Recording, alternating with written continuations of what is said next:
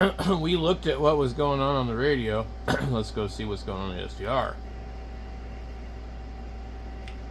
So this is Utah. And 40 looks a little bit better than what I saw on mine, but not a lot.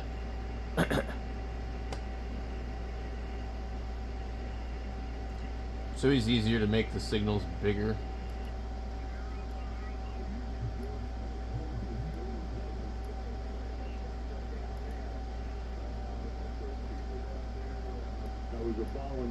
It's just too hard to tune them in when you're looking at it that far out. Pretty wide signal here. These are the guys that don't speak English. I don't think they do a lot of other things by the rules either.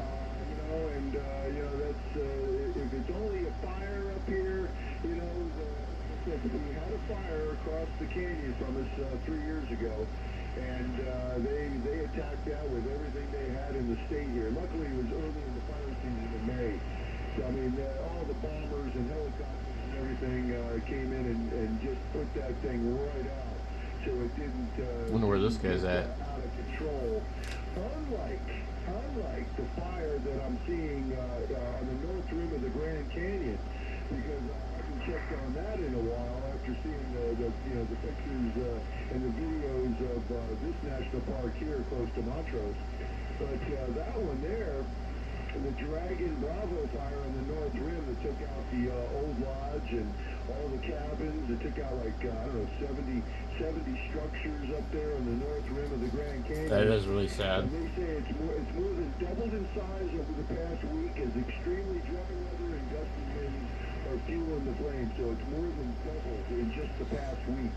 And this is unfortunately, what people don't understand and they seem to forget is that fires are natural. And what is it up to? It's almost 30,000 acres.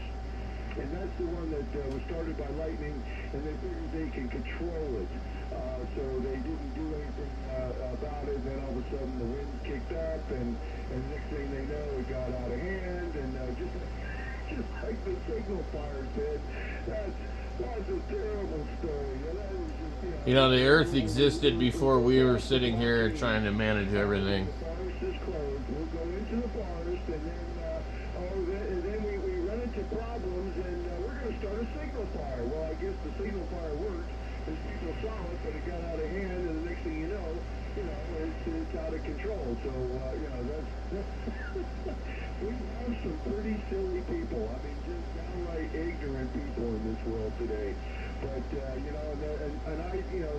stage one... This guy sounds pretty vaccinated to me. And there's a sign at the bottom of the hill as you're going up towards You want everybody to play God so you can have your fancy little house somewhere where you probably shouldn't have a fancy little house.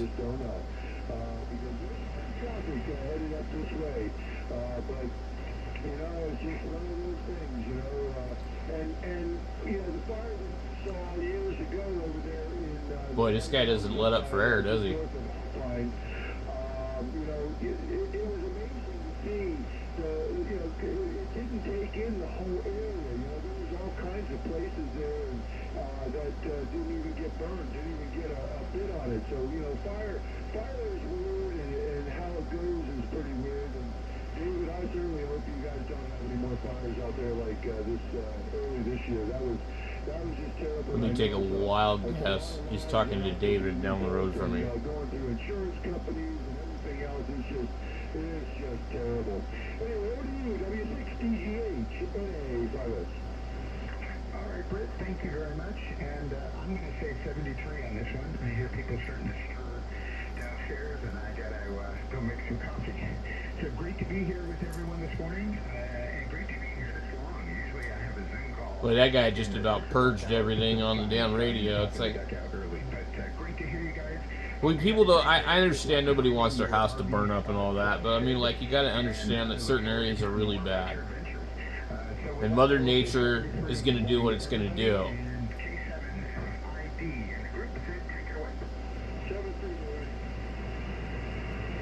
I mean, if you can choose where you're going to live, for an extended period of time. And if you ever get really bored, and I know you're busy guys, don't live in the middle of the forest, in the, dry desert. there's a link in the biography part of the webpage. The biography is hopelessly out of date. I haven't updated that in 10 years. But It's pretty good solid signals though on 40. This kind of stuff is like why I don't really get involved in ham radio too much anymore. I like to tinker with radios and stuff like that, but I tend to not agree with what most people talk about on the radio. I tend to not relate to them. I've been broke and poor all my life, and so a lot of these guys are retired, plenty of money, fancy houses, fancy cars. They buy whatever they want. They, run $3,000 radios and amplifiers, and I just have nothing in common with them, other than I can sit here and listen to them whine about stuff. So they don't have any conversation to offer me, and I don't have any conversation to offer to them, because anything I say they're not going to care about, because they don't want to listen to what I'm talking about, and they sure as hell don't want to work on the radio. Usually I do. It doesn't take that long to put this Boy, these people are some windbags on here. about the thing to take.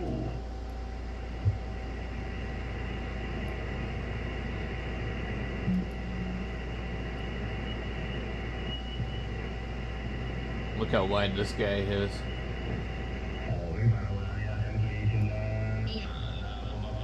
We had to pull it out pretty far. Tag along, I guess.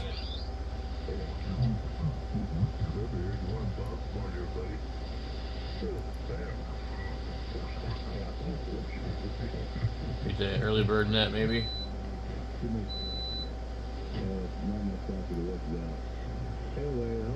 Gotta narrow it down here. Holy moly, look at that crap.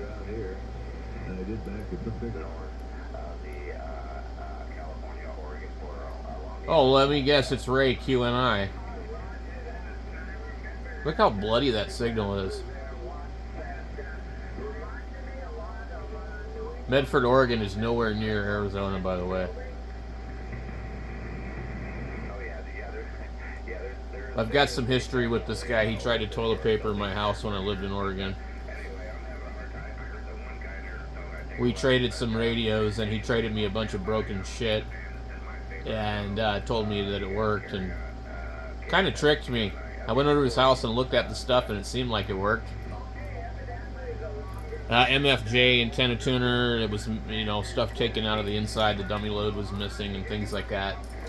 And I badmouthed him on the CB radio, and his friend and him weren't real happy about it. Local guys over there talk on channel 38 on CB, and he won't get on the CB. But anyway, I badmouthed him on the radio, and they started an argument with me on the radio. And then while they were trying to argue with me on the radio, they showed up at my house and they tried to toilet paper my house. And my roommate, this dude named Richard, who's like 300 pounds, came out, and they seen him and they took off and ran. They left their toilet paper in the middle of the road.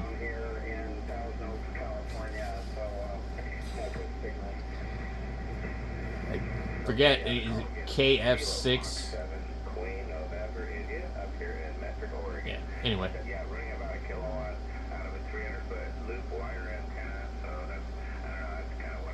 But look how bad it is. It's like he's always been like that.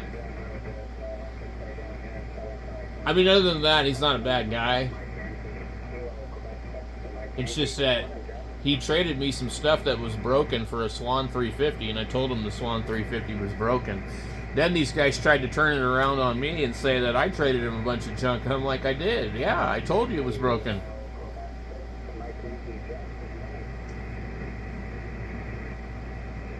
It wasn't really him. That it was his buddy. I think the guy's name was Gary or something. Anyway.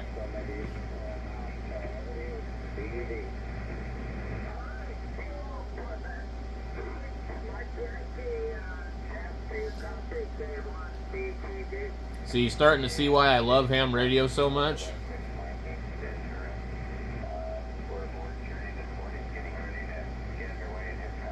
Good Lord, look at that signal.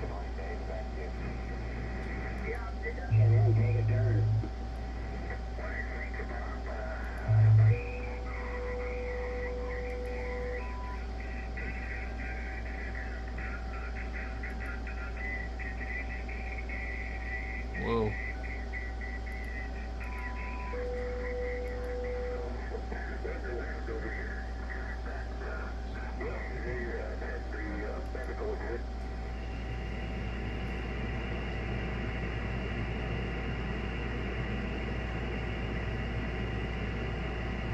$37.50.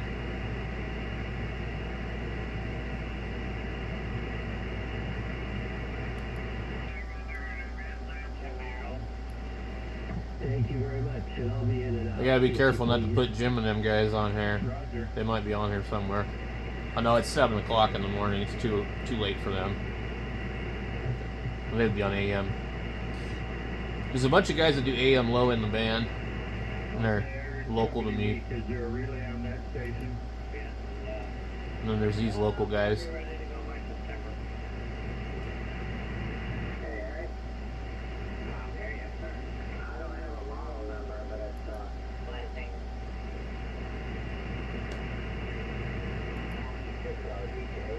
There's actually some nice local guys around here. I mean, like, they're just a lot older than me, so I don't have anything in common with them, but I mean, like, a lot of the guys that David talks to, they're pretty nice. Like Alan and Rich and them guys. This is Kilo 7 Foxtrot Charlie. Could I get an early check-in, please?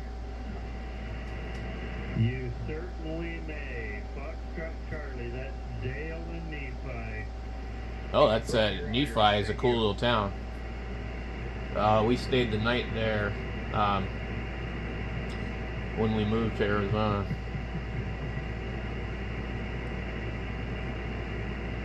Years ago. Not that long ago, but a while ago. Yeah, Nephi was a nice little town. I think that was when the fan broke on my Subaru and we had to drive all the way back up the interstate to the nearest town that had the park. Maybe it was Nephi that they had the park. I don't think so. KC6LEW, this is WA7YPL.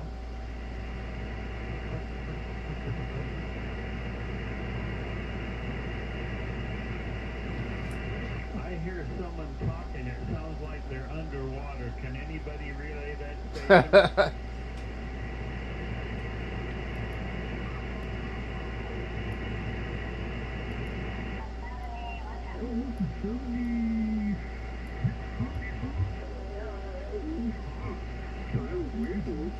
Alright guys, that's it for me on that. So now you can see kind of the difference.